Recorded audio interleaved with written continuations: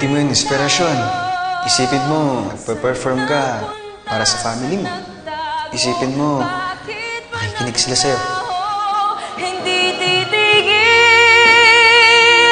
hindi susuko,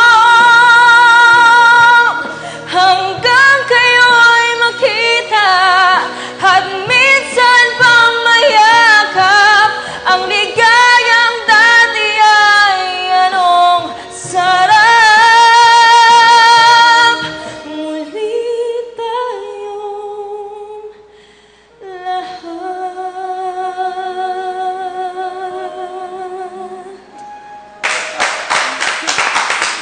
Very good! Galing. Oh, pwede ka na mag-start bukas, Iha. Thank you po. I promise to do my best. I know you will, darling. Nakikita ko naman ang passion mo sa pagkanta eh. Thank you po. So, paano? Una na ako, ha? Yeah. Ganyan mo, ha? Thank you.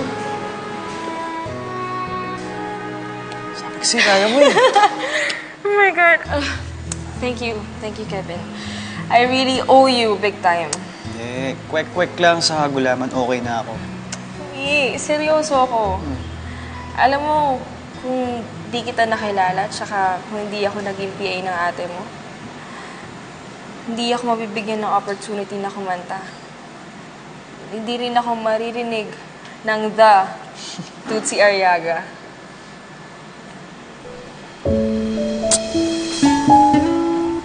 Thank you ulit.